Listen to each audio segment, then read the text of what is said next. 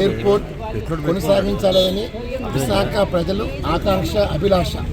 మరి ఈరోజు మొండి వైఖరితో ఈ ప్రభుత్వం ఎందుకు మూసిందో తెలియట్లే. భోగాపురం ఎయిర్పోర్ట్ ఎవరు వ్యతిరేకం కాదు, ఇక్కడ ఇంటర్నేషనల్ ఎయిర్పోర్ట్ కొనసాగించమంటున్నాం. కానీ ఎయిర్పోర్ట్ డొమెస్టిక్ ఎయిర్పోర్ట్గా కొనసాగించేస్తుండగా తెలుగు శక్తి ప్రజా సంఘాలు అందరూ అభిలాష.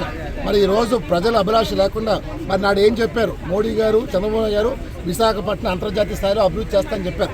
మరి విశాఖపట్నం ఎయిర్పోర్టే లేదు, మీరు అంతర్జాతీయ ఏం అభివృద్ధి చేస్తారు అడుగుతున్నారు. ఈరోజు ప్రజల్ని ఒకటే కోరుతున్నారు, మీరు ఆ ఎయిర్పోర్ట్ కొనసాగించండి, ఇక్కడ కూడా కొన్ని ఫ్లైట్లు కొనసాగించండి. హైదరాబాద్, చెన్నై, ఢిల్లీ, తిరుపతి, విజయవాడ, బెంగళూరు కొనసాగించమంటున్నాం. మీరు ఈవేళ ఇంత అర్ధాంతరంగా కార్మికులు మోసం చేస్తే ఎక్కడికి వెళ్ళిపోతారు. ఈరోజు మీరు ఏదో ఇస్తామని కాదు, వీళ్ళకి 20 సంవత్సరాలుగా వీళ్ళు ఇక్కడే పనిచేస్తున్నారు. ఈ పని తప్ప ఇంకో పని వాళ్ళు చేయలేరు. ఈవేళ ఏమంటున్నారు, 40 సంవత్సరాలు వయసు అయిపోయింది, మీరు ఇంక వెళ్ళిపోండి అంటున్నారు. మరి ఈవేళ ఇదే పని చంద్రబాబు గారు, మీకు 70 సంవత్సరాలు, మీరు ఇంకా ముఖ్యమంత్రిగా పనిచేస్తున్నారు, మరి మీ వయసు అయిపోలేదు అడుగుతున్నారు. అంటే మీకు ఒక న్యాయం, ప్రజలకు ఒక న్యాయమా? మరి ఈవేళ పవన్ కళ్యాణ్కి 54 55 వయసు, ఆయన వయసు అయిపోయింది కదా, మరి మీరంతా ఎందుకుంటున్నారు? ఇది ఒకటే కోరుతున్నారు, తప్పు.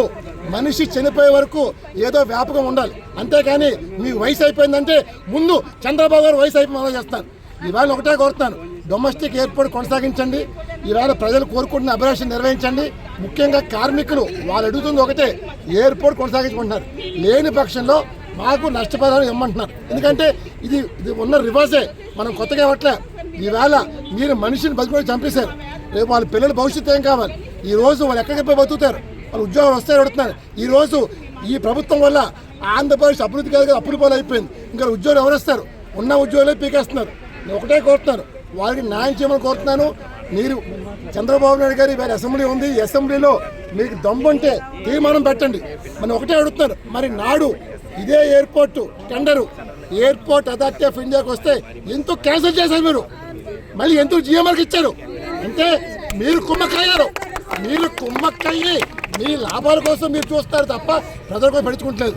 నేను ఒకటే కోరుతాను, తెలుగు శక్తి ప్రజల కోసం ముందుకు వచ్చాను తప్ప మాకు ఎటువంటి అభిలాష లేదు. ఈరోజు ప్రజలు బాగుండాలి, ప్రతి ఒక్క ఓటర్ బాగుండాలి.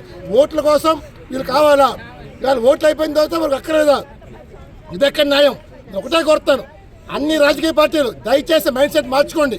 ప్రజల కోసం పనిచేయండి తప్ప మీ ఓట్ల కోసం పనిచేస్తే మాత్రం ఇంకా రోజులు పోయి డెఫినెట్గా డొమెస్టిక్ ఎయిర్పోర్ట్గా ఇది కొనసాగించాలని చెప్పి ప్రజల డిమాండ్ ఇది.